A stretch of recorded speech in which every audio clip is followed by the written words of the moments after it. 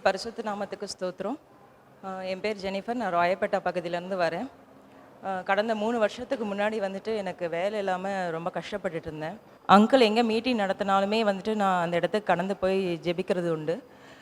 ஒரு வாட்டி ஏலிம் திருச்சபையில் வந்துட்டு ஜெபிக்கும் போது ஆண்டவர் வந்து அங்கிள் மூலமா பேசின வார்த்தை, பூமியின் உயர்ந்த ஸ்தானங்களில் உன்னை ஏறி இருக்க பண்ணி உன் தகப்பனாகிய யாக்கோபின் சுதந்திரத்தினால் உன்னை போஷிப்பேன்னு சொல்லி ஜெபிச்சார். கர்த்தர் கிருபையாக எனக்கு ஒரு வேலையை கொடுத்தாரு. அந்த வேலையில் எனக்கு ஆண்டவர் சம்பள உயர்வையும் கொடுத்தாரு. இன்றைக்கி ஆண்டவர் வந்து என்னை டீம் லீடர் பொசிஷனுக்கு உயர்த்தி வச்சுருக்கிறாரு. அது மாத்திரமல்ல, கர்த்தர் இன்றைக்கு வந்து எனக்கு ஒரு நல்ல நிலத்தையும் வாங்கிறதுக்கு கிருபை செய்திருக்கிறாரு. இதெல்லாம் வந்து என்னோடய ஞானத்தினாலேயோ பலத்தினாலேயோ உழைப்பினாலோ கிடைச்சதில்லை. கர்த்தர் என் வாழ்க்கையில் காண்பித்த கிருபை மாத்திரம்தான். கர்த்தருக்கு கோடா கோடி ஸ்தோத்திரம். எனக்காக ஜெபிச்ச அங்கிளுக்கு கோடா கோடி நன்றி. கர்த்தருடைய பரிசு நாமத்துக்கு ஸ்தோத்திரம். என்னோட பேர் ஏஞ்சலின். நாங்கள் திருச்சி பக்கத்துலேருந்து வரோம். கடந்த ஏப்ரல் மாதம் வந்து எனக்கு முதுகு பின்னாடி ஒரு சின்ன கட்டி இருந்துச்சு. அப்புறம் டாக்டர்கிட்ட போய் கன்சல்ட் பண்ணோம். அதை ஆப்ரேஷன் பண்ணார். அப்போ இங்கே வந்து தண்ணி ஜபத்தில் ஐயா கிட்ட நாங்கள் கேட்கும்போது ஐயா சொன்னார், ஏசப்பா இந்த அம்மாவுக்கு வந்து தீர்க்க ஆயுசை கட்டளையிடுன்னு சொல்லிட்டு எனக்காக ஜெபம் பண்ணார். அந்த வசனத்தை வச்சு நான் வந்து ஜெபிச்சுக்கிட்டு இருந்தேன். எனக்கு ஆப்ரேஷன் வந்து நல்லபடியாக முடிச்சு சுகபலனை வந்து கர்த்தர் கொடுத்ததுக்கு கோடான கோடி ஸ்தோத்திரம். ஹல்லேலூயா.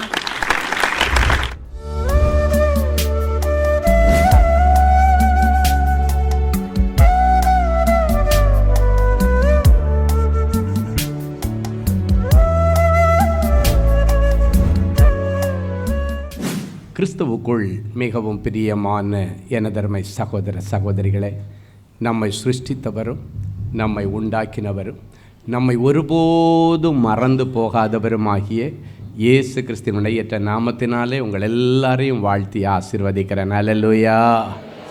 எல்லாரும் சந்தோஷமாக இருக்கீங்களா? இந்த நாளிலும் ஆண்டவருடைய பாதப்படியில் அமர்ந்து, ஆண்டவரே என் பிள்ளைகளோடு நீர் என்ன வார்த்தை சொல்லி பிள்ளைகளை ஆசீர்வதிக்க விரும்புகிறேன்.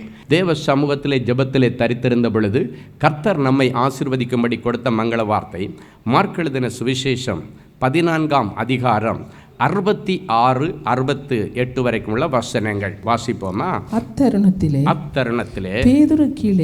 பேதுரு கீழே அரண்மனை முற்றத்தில் இருக்கையில் பிரதான ஆசாரியனுடைய வேலைக்காரிகளில்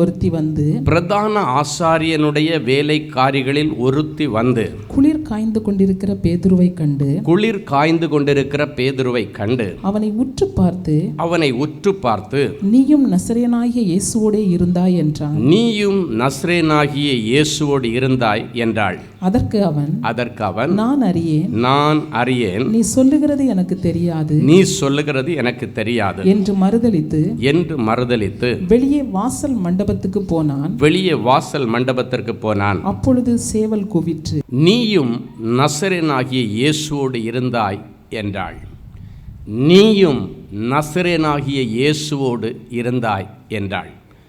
இந்த நாள் நமக்கு ஆசீர்வாதங்கள், இயேசுவோடு இருப்பவர்களுக்கு ஆண்டவர் கொடுக்க போகிற மேன்மைகள். அந்த நேரத்திலே பேதுரு உயிருக்கு பயந்து இயேசுவை மறுதலித்தது உண்மைதான். அப்போஸ்தலர் நடபடிகள் 4:13 சொல்லுகிறது, பேதுருவும் யோவானும் பேசுகிற தைரியத்தை அவர்கள் கண்டு அவர்கள் படிப்பறிவில்லாதவர்கள் என்றும் பேதமை உள்ளவர்கள் என்றும் அறிந்தபடியினாலே ஆச்சரியப்பட்டு அவர்கள் இயேசுவோடு கூட இருந்தவர்கள் என்று அறிந்து கொண்டார்கள். அங்க இயேசுவோடு இருந்த அந்த அனுபவம் அவனுக்கு பயத்தை கொடுத்து பிசாசு அவனை வஞ்சித்து போட்டது. ஆனால் உயிர்த்தெழுந்த இயேசுடைய வல்லமை அவனுக்குள்ள இறங்கின பொழுது அதே பேதுரு சொல்றான், பயப்படாம நேரடியா சொல்ல. அதாவது ஒரு வேலைக்காரி கேட்டா, இப்ப பார்த்தாச்சுன்னா தலைமை ஆசாரியனா அவனோடு கூட இருக்கிற பெரும் தலைவர்கள் கேட்கறாங்க, அண்ணா காய்பா எல்லாம் சேர்ந்து உட்கார்ந்துட்டு அவனை கொண்டு போய் அப்படி கூண்டுல நிறுத்திட்டு கேட்கறாங்க. அப்ப அவன் சொல்றான், தைரியமா சொல்றான், என் ஆண்டவராகி நீங்கள் சிலுவையில் அறைந்து கொண்ட என் ஆண்டவராகி இயேசு கிறிஸ்துவினால நான் இதை செய்தேன். என் அன்பு தேவனுடைய பிள்ளைகளே, நேற்றைக்கு வரைக்கும் நீங்கள் பழைய பேதுருவை போல இயேசுநாதர் யாருன்னே எனக்கு தெரியாதுன்னு சொல்லியிருக்கலாம். இல்லைன்னா ஒரு வேலைக்காக வேண்டி நீங்கள் பொய் சொல்லியிருக்கலாம். ஆனால் இன்னைக்கு பிறகு புதிய பேதுரு, இயேசு கிறிஸ்துவனுடைய வல்லமை பெற்ற பேதுரு, இயேசு கிறிஸ்துவால் அனுப்பப்பட்ட தேற்றரவாளனை பெற்ற பேதுரு, பலப்படுத்துகிற பரிசுத்த ஆவியானவரை பெற்ற பேதுரு, எப்படி தைரியமாக இருந்தானோ தைரியமாக ஃபேஸ் பண்ண பழகிக்கொள்ளணும். வாழ்க்கையில் சேலஞ்சஸ் வரும், வேலை செய்கிற இடத்துல சேலஞ்சஸ் வரும், ஊழியத்தில் சேலஞ்சஸ் வரும், கல்லூரியில் படிக்கிற இடத்துல சேலஞ்சஸ் வரும், நடந்து போகிற இடத்துல சேலஞ்சஸ் வரும். அவை எல்லாவற்றையும் தேவனுடைய ஞானத்தை கொண்டு தேவனுடைய பிள்ளைகள் ஜெயிக்க வேண்டும். எல்லாவற்றையும் தைரியமாக ஃபேஸ் பண்ணணும். நீங்கள் கொஞ்சம் அசைஞ்சிங்கன்னா பிசாசு உள்ள வந்து இடம் பிடிச்சிட்டு உட்காந்துருவான். அதுக்கப்புறம் அவனை கிளப்புறது ரொம்ப கஷ்டம். எனவே தைரியமாக இருக்கணும். சிங்கத்தை போல தைரியம் உள்ளவர்களாக இருங்கள் என்று ஆண்டவர் சொல்லுகிறார். எனவே இன்றைக்கு அந்த தைரியத்தை வரவழைச்சி, இங்கே பாருங்க, பேதுருவும் யோவானும் பேசுகிற தைரியத்தை அவர்கள் கண்டு இவங்க இயேசுவோடு இருந்தவங்கன்னு இப்போ சொல்கிறாங்க. அப்படின்னா இயேசுவாமி எவ்வளோ தைரியமாக ஊழியம் செய்திருப்பார். அப்போ இயேசுவோடு இருக்கிறவர்கள் இயேசுவை போல பேச வேண்டும், இயேசுவை போல நடக்க வேண்டும், இயேசுவை போல தைரியமாக இருக்க வேண்டும், இயேசுவை போல உலகத்தை ஜெயிக்கணும், மாமிசத்தை ஜெயிக்கணும், பிசாசை ஜெயிக்கணும். உபவாசம் இருந்து வெளியே வரும் பொழுது இயேசு கிறிஸ்துவை பிசாசு வஞ்சிப்பதற்காக வந்தான். அவர் வார்த்தையை கொண்டு ஜெயம் எடுத்தார். இன்றைக்கு அந்த வார்த்தையினுடைய ஒரு அபிஷேகம், ஒரு சாறை கர்த்தர் இன்றைக்கு உங்கள் மேலே ஊற்ற விரும்புகிறார். வேத வசனத்தின் சாறை ஊற்ற விரும்பி, பரிசுத்த ஆவியானுடைய மழையை உங்கள் மேலே ஊற்ற விரும்பி, நீங்கள் ஒவ்வொருவரும் நல்ல பாதுகாப்புள்ள பிள்ளைகளாக, சத்ரு வஞ்சிக்க இடம் கொடாத பிள்ளைகளாக, ஞானமுள்ள பிள்ளைகளாக, தைரியமுள்ள பிள்ளைகளாக, தைரியமாய் கிருபாசன தண்டையில் வந்த பிள்ளைகள் தைரியமாக காரியங்களை ஃபேஸ் பண்ணணும். இனி கோழைத்தனம் இருக்கக்கூடாது.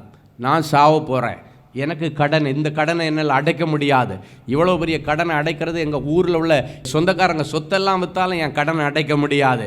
ஒரு நாளும் நீங்கள் அவிசுவாசமான வார்த்தைகள் பேசக்கூடாது. நீங்கள் ஆண்டவர் மேலே நம்பிக்கை வச்சுருந்தீங்கன்னா ஆண்டவரிடத்தில் வந்து, ஆண்டவரே எனக்காக எல்லாவற்றையும் செய்து முடித்தவரே, நான் முடிக்க முடியாமல் ரொம்ப கஷ்டப்பட்டுட்டு இருந்த கடனை எனக்கு அடைச்சி விடுங்க. நீங்கள் கேட்கணும், இயேசுவாமிட்ட கேட்கணும். எப்படி ஆண்டவரை கவர முடியும்னா, அப்படியே உங்கள் உள்ளத்திலேருந்து ஜெபம் வரணும்.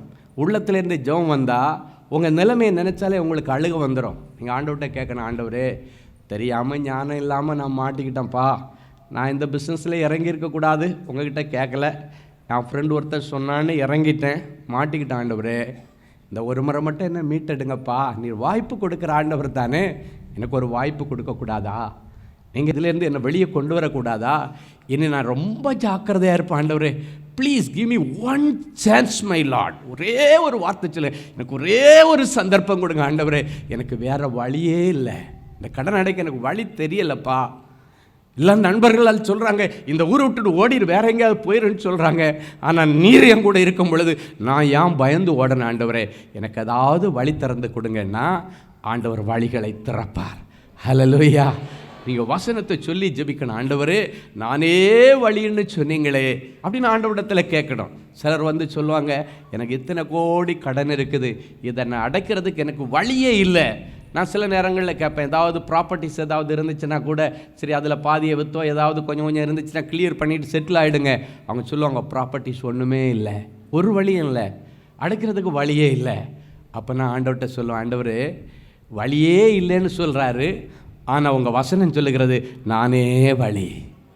அப்படின்னா வெளியே அவருக்கு வேறு சோர்ஸ் இல்லை. வீட்டை விற்று அடைக்கிறதுக்கு வீடு இல்லை, நிலத்தை விற்று அடைக்கிறதுக்கு நிலம் இல்லை, நகையை விற்று அடைக்கலான்னா நகை இல்லை, ஒன்றுமே இல்லை, நோ சோர்ஸ், ஒரு வழி இல்லை, அது அடைக்கிறதுக்கு வழியே இல்லை. ஆனால் நீங்கள் சொல்லியிருக்கீங்க நானே வழி அப்படின்னு சொல்லுவேன். ஆண்டவர் வேறு சோர்ஸே இல்லை, ஆனால் எனக்கு ஒரு சோர்ஸ் தெரியும், இயேசு என்கிற சோர்ஸ், நானே வழி என்று சொன்னேன். நீங்கள் இருக்கிறீங்க, நீங்கள் ஒரு வழி இருக்கிறீங்க, என் பிள்ளைக்கு ஒரு வழியை திறந்து விடுங்க அப்படின்னு ஆண்டவரிடத்தில் கேட்கும் பொழுது மடமடமடமடம்னு கர்த்தர் வழிகளை திறக்கிறார். எத்தனையோ கோடி கணக்கில் கடன் பெற்றவங்க எல்லாம் வருவாங்க.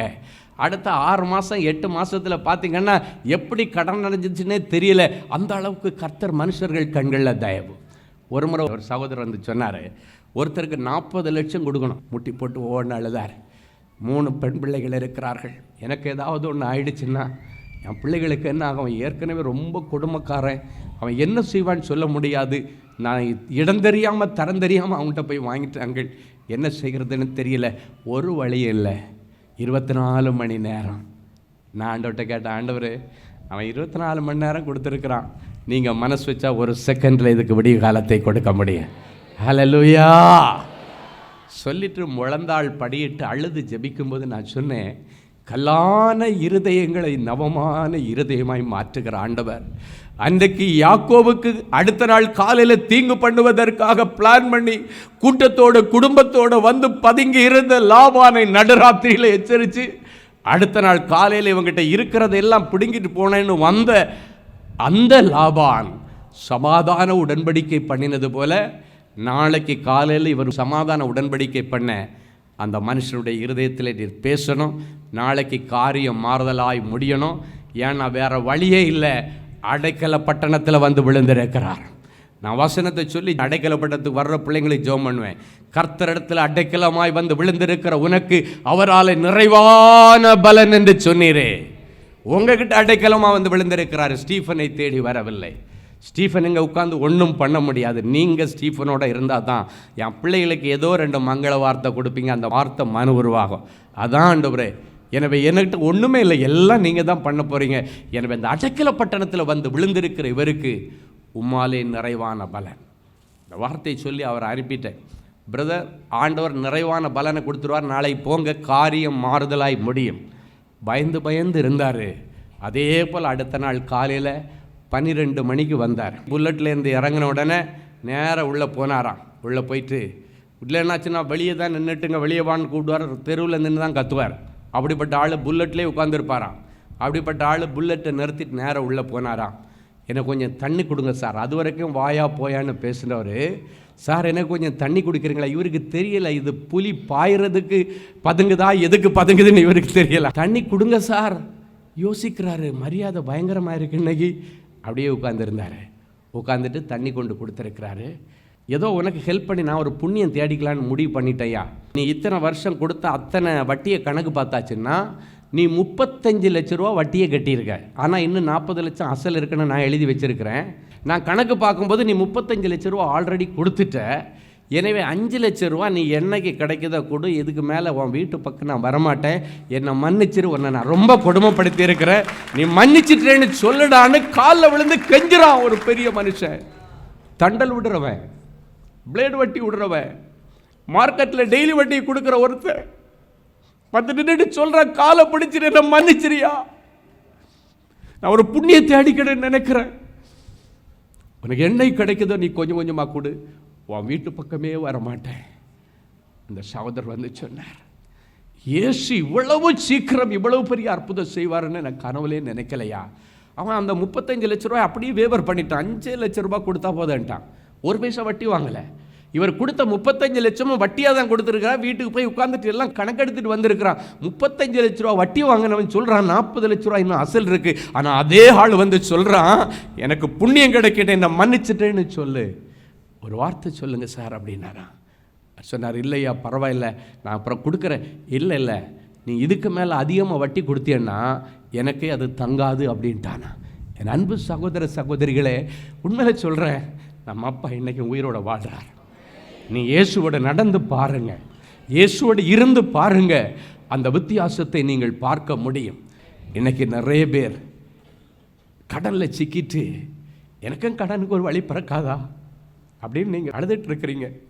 ஆனால் சிலுவையில் என் ஆண்டவர் ஒரு பெரிய ஐஸ்வர்ய சம்பன்னர், தரித்திரரை போல சிலுவையில் தொங்கினாரா. ஏன் தெரியுமா? உன்னுடைய தரித்திரத்தை மாற்ற, இன்றைக்கு உன்னுடைய தரித்திரத்திற்கு ஒரு முடிவை கொண்டு வர ஆண்டவர் ஒரு சிறப்பு ஏற்பாடோடு தான் வந்திருக்கிறேன்னு சொல்கிறார். ஒரு வழியோடு தான் வந்திருக்கிறேன்னு சொல்லுவார்.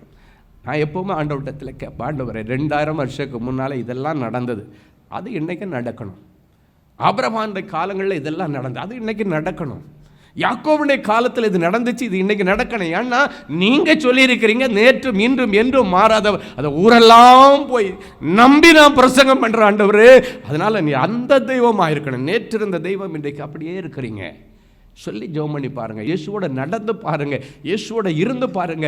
365 வருஷத்துல 300 வருஷம் ஏனோக்கு ஆண்டவரோடே நடந்தானா. ஆண்டவருக்கு அவனுக்கு மரணத்தை கொடுக்க ஆண்டவருக்கு விருப்பமே இல்லைங்க. 365 வருஷத்துல 65 வயசு வரைக்கும் அவன் ரட்சிக்கப்படலை. வேதத்தை நல்லா தியானம் பண்ணிங்கன்னா தெரியும். 65வது வயசில் தான் அவன் ரட்சிக்கப்படுறான். அந்த 65 வயது வரைக்கும் அவனுக்கு சந்ததி கிடையாது. அதுக்கு பிறகுதான் ஆண்டவர் அவனுக்கு நல்ல சந்ததியை கொடுக்கிறார். அதுக்கப்புறம் 300 வருஷம் சாமியாரா போய் ஆண்டவரோட நடக்கலை, ஒரு குடும்பஸ்தனாய் இருந்து பிள்ளைகளை பெற்றுக்கொண்டு ஆண்டவரோட நடந்தானா. குடும்பம் இருந்தது, பிள்ளைகள் இருந்தார்கள், மனைவி இருந்தார்கள், எல்லாரையும் நல்லா வச்சிருந்தான், சந்தோஷமா வச்சிருந்தான். எல்லாரையும் சந்தோஷமா வச்சுட்டு ஆண்டவரோட நடந்தானா 300 வருஷம். ஆண்டவர் பார்த்தாரு, இவன் மேக்சிமம் என் கூடயே தானே இருக்கிறான், இன்னைக்கே என் பிள்ளையை நான் உயிரோடு எடுத்துக்கிறேன். ஆண்டவரோடு நடந்தவன் இன்னைக்கு ஆண்டவரோட தான் நான் நடப்பேன் அப்படின்னு இன்னைக்கு நீங்கள் ஒரு தீர்மானத்தோட போன இன்னைக்கு தரித்திரத்தில் நீங்கள் வந்திருக்கிறீங்க. உண்மை, இன்னைக்கு ஆண்டவர் ஒரு நல்ல வழி சொல்கிறார். இன்டர்வியூ போனால், ஆண்டவரே நீங்கள் வராமல் நான் இன்டர்வியூ போக மாட்டேன், அட்டம் பிடிங்க, நீங்கள் ஸ்ட்ரைக் பண்ணுங்க, வந்தால் தான் போவேன், நீங்கள் வரலைன்னா நான் ஃபெயிலியர் ஆகிடுவேன். ஆண்டவர்கிட்ட சொல்லுங்க, நான் ஃபெயிலியராக விரும்பல ஆண்டவரே, நான் வெற்றியோட திரும்பி வரணும், ஏன்னா சிலுவையில் நீர் வெற்றி எடுத்தவர். பிசாசு தோற்று போனவன், நான் உங்க பிள்ளை, நான் இதுக்கு மேலே தோற்று போகக்கூடாது. எக்ஸாம் எழுதி கொண்டு அநேக வாலிப பிள்ளைகள் வந்திருக்கிறீர்கள்.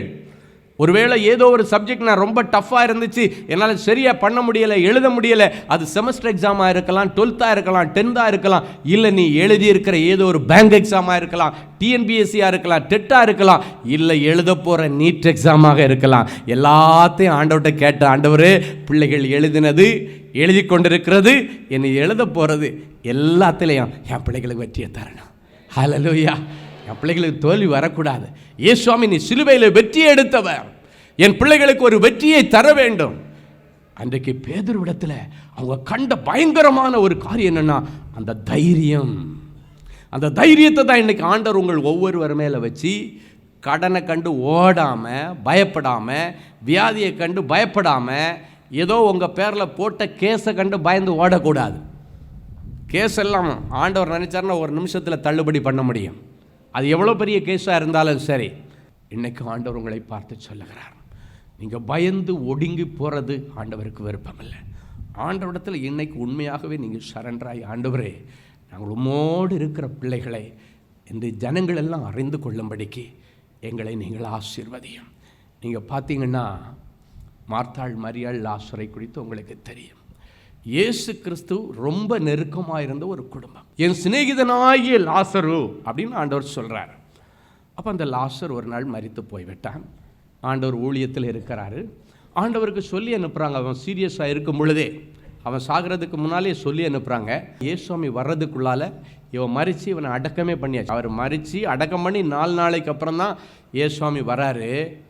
அப்போ முதல்ல மார்த்தாள் ஓடி வந்து ஆண்டவருடைய பாதத்தில் விழுறா. 4 நாள் ஆச்சு அடக்கம் பண்ணி. அவள் சொன்ன வார்த்தை என்ன தெரியுமா? இயேசுவே நீர் இங்கே இருந்திருந்தீரே, ஆனால் என் சகோதரன் மரித்திருக்க மாட்டான். நீங்கள் மட்டும் இங்கே இருந்திருந்தீங்கன்னா என் சகோதரன் மரித்திருக்க மாட்டான். அப்போ அவங்களுக்கு இயேசு சுவாமி கூட இருந்தால் இப்படிப்பட்ட இழப்புகள் வராது. எவ்வளோ உறுதியாக இருக்கிறாள். கொஞ்ச நேரம் பொறுத்து இயேசுவாமி வந்து மரத்தோட பேசிட்டு வழியில் நின்றுட்டு இருக்கிறார் என்று கேள்விப்பட்ட உடனே மரியாள் அங்கிருந்து வருகிறாள். அவளும் அதே வார்த்தையை தான் சொல்றார், இயேசுவே நீர் மாத்திரம் இங்கு இருந்திருந்தால் என் சகோதரன் மரித்திருக்க மாட்டான். இயேசு உங்களோடு இல்லாத நேரங்களிலே அநேக இழப்புகளை சந்திச்சிருக்கலாம். வேலை இழந்திருக்கலாம், கற்பை இழந்திருக்கலாம், செல்வங்களை இழந்திருக்கலாம், சந்தோஷத்தை இழந்திருக்கலாம், செல்வங்களை இழந்திருக்கலாம், பெயரை இழந்திருக்கலாம், எல்லாவற்றையும் இழந்திருக்கலாம். கண்ணு மூடி திறக்கிறதுக்குள்ள எல்லாம் முடிந்து விட்டது என்கிற நிலைமை வந்திருக்கலாம். ஆனாலும் இயேசு வந்துவிட்டார். அதன் பிறகு லாசரை உயிர்ப்பித்தார் என்று இயேசு தீர்க்க தரிசனமாய் சொல்கிறார். இயேசு வந்துவிட்டார், உங்கள் மத்தியிலே உலாவிக் கொண்டிருக்கிறார். அவர் இல்லாத நேரங்களிலே உங்களுடைய வாழ்க்கையில இழப்பு வந்தது உண்மைதான். அநேக லாசருக்களை நீங்கள் பறிகொடுத்திருக்கலாம். உயிர் சேதம் வந்திருக்கலாம், பொருள் சேதம் வந்திருக்கலாம், பண சேதம் வந்திருக்கலாம், எல்லாம் உண்மைதான். ஆனால் இன்றைக்கு இயேசுவை தேடி வந்திருக்கிறீர்கள். இயேசுங்க இருக்கிறார். இயேசுங்க சிங்காசனம் போட்டு உட்கார்ந்திருக்கிறார். மார்த்தாள் மரியாதை சொன்னது போல் தான் நீங்கள், ஆண்டவரே நீங்கள் மட்டும் என் கூட இருந்திருந்தா என் மேலே என்னை பற்றி பறிக்கப்பட்டிருக்காதா ஆண்டவரே, நீங்கள் மட்டும் என் கூட இருந்திருந்தா என் பிள்ளை வீட்டை விட்டு ஓடி இருக்க மாட்டாப்பா, என் பிள்ளை தொலைஞ்சு போய் 4 நாள் ஆச்சு ஆண்டவரே, வாலிப பிள்ளை வெளியே சொல்ல முடியல ஆண்டவரே, நீங்க இல்லாத நேரத்தில் இப்படி ஒரு சம்பவம் நடந்து விட்டு என் பிள்ளை வேண்டாம், ஆண்டவர் கொண்டு வந்து கொடுப்பார். பிள்ளை இருக்கிற இடத்துல இன்றைக்கு தொடுவார். கட்டப்பட்ட மனக்கண்களை திறப்பார். கோபமாக இருக்கல, வாங்கிட்ட வீட்டுக்கு வரமாட்டேன் நடம்பிடிக்க, எனக்கு வீட்டில் சுதந்திரம் இல்லைன்னு பயமுறுத்தலாம், எனக்கு சுதந்திரம் இல்லை அப்படின்னு சொல்லிட்டு வீட்டுக்கு வராமல் இருக்கலாம், நான் வெளியே இருந்தால் ரொம்ப சந்தோஷமாக இருக்கிறேன்னு சொல்லலாம். ஆனால் இயேசு சொல்லுகிறார், உன் பிள்ளையை கொண்டு வரும். உன் பிள்ளை அங்கே சந்தோஷமாக இருக்கா, நீ சந்தோஷமா இல்லையே, நீ வீட்டில் அழுதுட்டுல இருக்கிற, பிள்ளையுடைய தகப்பன் அழுது கொண்டதுலவா இருக்கிறார். இருதயங்களை திருப்புகிற ஆண்டவர் இழப்புகளை எல்லாம் இன்றைக்கு சரி செய்வார். இயேசு இல்லாத நேரங்களிலே வந்த நஷ்டங்கள், இயேசு உங்களோடு இல்லாத நேரங்களிலே வந்த அசம்பாவிதங்கள் எல்லாத்துக்கும் என்னை முடிவு. இயேசு என்னோடு இருந்திருந்தால் லாசர் சொத்திருக்க மாட்டார். என் அன்பு சகோதர சகோதரிகளே, இன்றைக்கு இயேசுவோடு தான் நீங்கள் போகிறீங்க. ஆண்டவர்கிட்ட சொன்ன, ஆண்டவரே அவங்களே விரும்பலைன்னாலும் நீங்கள் விரும்பி என் பிள்ளைகளுடைய வீட்டுக்கு போனோம். இன்றைக்கி போய் ஒவ்வொரு அறையும் சுத்தம் செய்யணும். எல்லா அறையிலையும் இன்றைக்கு ஒரு சுத்திகரிப்பு நடக்கும். எல்லா அறைகளையும் இன்றைக்கு ஒரு அற்புதம் நடக்கும். ஒவ்வொரு அறையும் அநேக ரகசியங்களை சுமந்து கொண்டிருக்கிறது. உங்களுக்கே தெரியாத நிறைய ரகசியங்கள் உங்கள் பிள்ளைகள் இருக்கிற அறைகளில் இருக்கிறது. எல்லாம் கிளியர் பண்ண இயேசு உங்களோடு இருப்பார். இயேசு உங்களோடு இருப்பார். இயேசுவோட 3 சீடர்கள் மலை மேலே போனாங்க, பேதுருவும் யாக்கோபும் யோவான். கீழே இருந்தவங்களுக்கு அந்த பாக்கியம் கிடைக்கல. இயேசுவோடு இருந்த அந்த 3 சீடர்களும் பரலோகம் திறக்கிறதை நேரடியாய் கண்டார்கள். பரலோகம் திறந்து 2 பரிசுத்தவான்கள் பரலோகத்திலிருந்து இறங்கி வருகிறதை நேரடியாய் பார்த்தார்கள். இயேசுவோடு இருந்தவர்கள் அந்த 3 பேருக்கும் தான் அந்த பாக்கியம் கிடைச்சது. அப்படியே பார்க்கிறார்கள். இயேசுவோடு பேசிக்கொண்டிருக்கும் பொழுது திடீர்னு பார்த்தா அப்படியே பரலோகம் திறக்கிறத பார்த்தாங்க. அப்படியே மேலேருந்து மோசேயும் எலியாவும் இறங்கி வந்து இயேசுவாமி கூட சரிசமமாக உட்காந்து டிஸ்கஸ் பண்ணுறாங்க. எதை பற்றி டிஸ்கஸ் பண்ணாங்க? எப்படி சிலுவை தியானத்தில் ஆரம்பித்து அதிலிருந்து வருகிற ஆசீர்வாதங்களை நம்ம டிஸ்கஸ் பண்ணிட்டு இருக்கிறோமோ, அதே போல் மோசேயும் எலியாவும் இயேசுவும் சரிசமமாக உட்கார்ந்து நடக்க போகிற சிலுவை பாடுகளை குறித்து அவங்க பேசிகிட்டு இருந்தாங்களாம். ஹவு டு ப்ரொசீட் க்ரூசிஃபிகேஷன், எப்படி இதெல்லாம் நடக்க போகிறது என்பதை பரலோகத்திலிருந்து பிதாவான் அவர் 2 பரிசுத்தவான்களை இறக்கி அவங்க பேசிகிட்டு இருக்கிறாங்க. அந்த நேரத்தில் இவங்களுக்கு ஒரு பெரிய இனம் புரியாத சந்தோஷம். பேதுருவும் யாக்கோபும் யோவானும் அவங்க லைஃப்பில் த டாப்பஸ்ட் ஹாப்பியஸ்ட் டைம் அப்படின்னா அந்த நேரம்தான். இயேசுவோடு இருந்த நேரம், அதுவும் அந்த மலை மேலே இருக்கிற மறுரூப மலையில் இருந்த நேரம். அவங்க எல்லாம் அப்படி சந்தோஷமாக பேசிகிட்டு இருக்கிறாங்க. அப்படியே தேவ பிரசன்னம் இருக்கிறது. வானத்திலிருந்து சத்தம் கேட்கிறது, இது என்னுடைய நேசகுமாரன், இவரில் நான் பிரியமாயிருக்கிறேன். எல்லாம் பரலோக மேன்மைகளை கேட்டார்கள், கண்டார்கள். இயேசுவோடு இருந்த அந்த 3 சீடர்கள் அப்படியே இருந்து நேரம் கண்ணு முன்னால் பார்த்தாங்க. அது ஒரு பெரிய பாக்கியம். அப்போ தான் இந்த பேதுரும் யாக்கோபும் யோவானும் ஆண்டவரிடத்தில் சொல்கிறாங்க, அந்த தரிசனம் கலைந்து அதன் பிறகு அந்த பரிசுத்தவான்கள் போனதுக்கு பிறகு அப்படியே வெந்த வண்ணானாலும் வெளுக்க முடியாத அளவுக்கு இயேசு கிறிஸ்துடைய முகம் பிரகாசமாக இருந்தது. அதை அவர்கள் கண்டார்கள். சொல்கிறாங்க, ஆண்டவரே இதுக்கு மேலே கீழே போகிறதுக்கு எனக்கு மனசே இல்லை, பேசாமல் நம்ம 4 பேரும் இங்கேயே செட்டில் ஆகிடலாம். உங்களுக்கு ஒரு கூடாரம், மோசைக்கு ஒரு கூடாரம், எலியாவுக்கு ஒரு கூடாரம் போட்டு நம்ம இங்கே செட்டில் ஆகிடலாம், இதுக்கு மேலே கீழே போக வேண்டாம். ஏன் தெரியுமா? அவங்க லைஃப்லையே இதுவரைக்கும் அனுபவிக்க முடியாத ஒரு சந்தோஷம், தேவ மகிமை இறங்கி வந்த அந்த இடத்துல அவர்கள் அனுபவித்தார்கள். அல்லேலூயா! அந்த பெரிய சந்தோஷம் இன்றைக்கு உங்களுடைய துக்கங்களை எல்லாம் ஆண்டவர் சிலுவையிலே சுமந்து தீர்த்த அந்த சந்தோஷத்தை உங்களுக்கு கொடுக்கும்படிக்கு ஆண்டவர் உங்கள் கூடவே இருக்கிறார். இன்னைக்கு ஆண்டவர் உங்களை பார்த்து சொல்கிறாரு, இயேசுவோடு இருந்த பிள்ளைகளுக்கு ஆண்டவர் என்னென்ன ஆசீர்வாதங்களை கொடுத்தார் அத்தனையும் ஆண்டவர் திறந்து தருவார். ஹல்லேலூயா! ஆம் அன்பு சகோதரனை சகோதரி, இன்றைக்கு நீ தானாக இந்த இடத்துல வரவில்லை. என்னே உன்னை அழைத்து கொண்டு வந்திருக்கிறார். நீண்ட நாட்களாக 4 சுவர்களுக்குள் விழுந்து, ஆண்டவனே இந்த அவமானத்துக்கெல்லாம் ஒரு விடிய காலமே இல்லையப்பா, நித்தம் அவமானத்தில் செத்து பிழைக்கிறவன், ஆண்டவரே இந்த புத்தி பேதலிக்கிற ஆவி என்னுடைய எதிர்காலத்தையே பாழாக்கி வச்சிருக்கேன். இதிலிருந்தெல்லாம் எனக்கு ஒரு விடிவு காலம் இல்லையா? என் பிள்ளைக்கு ஒரு விமோச்சனை இல்லையா? ஆண்டவரே நித்தம கடன் வாங்கி கடல்ல அழிஞ்சிட்டு இருக்கிற ஆண்டவரே, மீண்டு வர வழி இல்ல ஆண்டவரே. நடுக்கடல்ல தத்தளிச்சிட்டு இருக்கிற மாதிரி தத்தளிச்சிட்டு இருக்கிறேன். கண்ணீரோடு வந்திருக்கிறீங்களா? தத்தளிப்பின் பாத்திரத்தை எடுத்து போட்டு சந்தோஷத்தின் பாத்திரத்தை உங்கள் வீட்டில் இறங்கி வர பண்ணுகிறவர் இன்றைக்கு உங்களை பார்த்து சொல்லுகிறார், இதோ வாசற்படியில் நின்று நான் தட்டுகிறேன். ஒருவன் என் சத்தத்தை கேட்டு இதய கதவை திறந்தால் அவனுக்குள் நான் வாசம் பண்ணுவேன், அவனோடு தங்கியிருப்பேன், அவனோடு சாப்பிடுவேன், போஜனம் பண்ணுவேன். என்னோடு அவன் இருக்கும் பொழுது என்னென்ன மேன்மைகள் உண்டோ அத்தனையும் என் பிள்ளைகளுக்கு கொடுப்பேன் என்று ஆண்டவர் என் பிள்ளைகளுக்கு கொடுக்கிற இந்த உத்தரவாதத்திற்காய் ஸ்தோத்திரம். அப்பா, பேதுருவை போல என் பிள்ளைங்களும் ஒருவேளை கோலத்தனத்தில் வந்திருக்கலாம்ப்பா, பயந்து போய் வந்திருக்கலாம். ஆண்டவரே, பேதுருவின் மேலே தேற்றரவாளன் ஆகிய பரிசுத்த ஆவியானவர் இறங்கின பொழுது அவன் பலன் அடைந்தான், தைரியம் கொண்டான். பனி போல இறங்குகிற பரிசுத்த ஆவியார் என் பிள்ளைகள் ஒவ்வொருவர் மேலே இப்பொழுது இறங்கி வாரும். என் பிள்ளைகளுடைய பிரச்சனையிலே நீர் அசைவாடும் சுவாமி. என் பிள்ளைகளுடைய இழப்பில் நீர் அசைவாடுவீராக. என் பிள்ளைகளுடைய அவமானங்களிலே நீர் அசைவாடுவீராக. பரிசுத்த ஆவியானவரே, பனி போல என் பிள்ளைகள் மேலே இறங்கும். அநேக பிள்ளைகளுடைய சரீரத்திலே பரிசுத்த ஆவியானவர் இறங்குகிற அனுபவத்தை பார்க்கிறார்கள். சிலருடைய சரீரம் சில்லென்று வேர்க்கிறதை என் ஆவியிலே பார்க்கிறேன். சிலருடைய சரீரம் நடுங்குகிறதை என் ஆவியிலே பார்க்கிறேன். சிலருடைய உதடுகளெல்லாம் நடுங்குகிறதை பார்க்கிறேன். மேலான பரிசுத்த ஆவியானவர் என் பிள்ளைகள் மேலே இறங்குகிற இந்த நேரத்திலே கீழானவைகள் எல்லாம் ஓடி போகட்டும். கீழான பயமுறுத்துகிற ஆவிகள் ஓடி போகட்டும். கீழான தூக்கத்தை கெடுக்கிற ஆவிகள் ஓடி போகட்டும். கீழான டிப்ரெஷன் ஆவிகள் ஓடி போகட்டும். கீழான தரித்திரத்தின் ஆவிகள் ஓடி போவதாக. கர்த்தருடைய மகிமை என் பிள்ளைகள் வாழ்க்கையில் வெளியரங்கமாவதாக. பரிசுத்த ஆவியானவர் இறங்கினதற்கு பிறகு இயேசுவோடு இருந்தவன் என்பதை அறிந்து கொள்ளும்படி தைரியமாய் பேசினார்களே.